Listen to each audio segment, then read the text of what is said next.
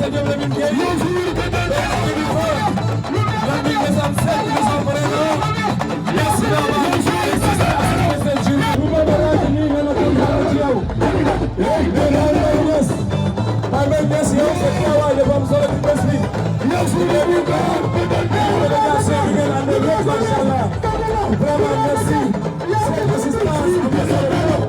merci Lamine Ndeysaan merci Baïman merci Kilifeu merci en tout cas à tous ces petits monde ici présents ce soir à l'occasion de cette très grande journée il est nommé Moussa Dioma Mbaye est là l'infatigable Moussa Dioma avec Ousmane Nour le jeune transitaire avec Cheikh mon ami mon frère avec Saloum Seck Birame Mbaye avec en tout cas avec Diop ñu lay nuyu c'est un candidat à la mairie de Tivaouane donc ñu lay nuyu la ñaanal Moussa Bala Dante Bigué Djimane kon ñu maa ngi noonu ñu fayé jërëjëf ñu ñaan na ko ñaan ci bés bi la ci Maodo Diallo du bés bu ndaw parce que ko bokk ñëpp arrêté ci tam ñu ne teew ci bés bi am ñu ñëpp Kaolack ñun ñëpp dañoo bokk ndey bokk baay ndeysaan ñu lay nuyu bay bay ñu lay sant bu baax a baax waaye Karo seen Karo maa ngi lay nuyu jërë bëggee bu baax a baax seen Karo maa ngi lay bëggee bu baax a baax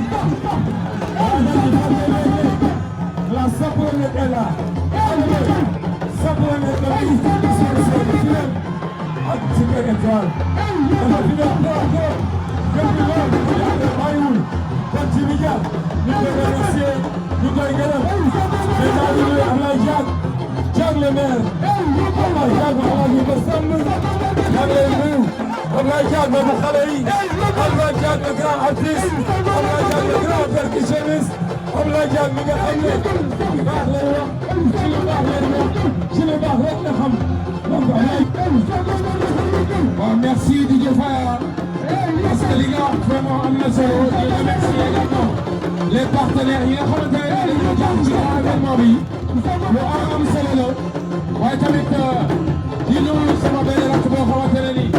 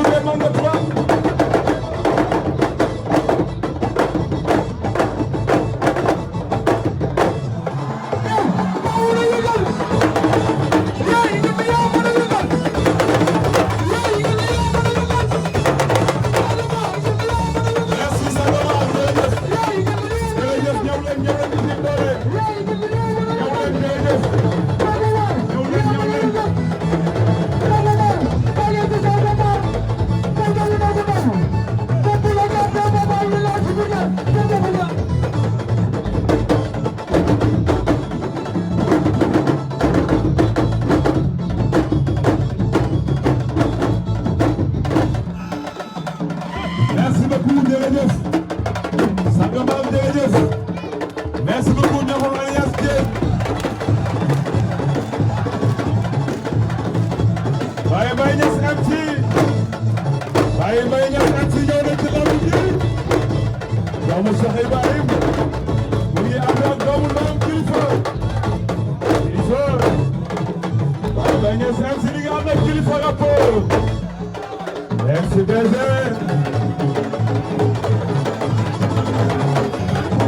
Papa Simaka maa ngi lay nuyu Papa Simaka Aliou Tounga maa ngi lay nuyu Mawla Diallo maa ngi lay nuyu maa ngi nuyu Omar Mbour ay jësul bu gawal ala ñu wax na suul bu gawal ali wagan ay jësul ñu wax tous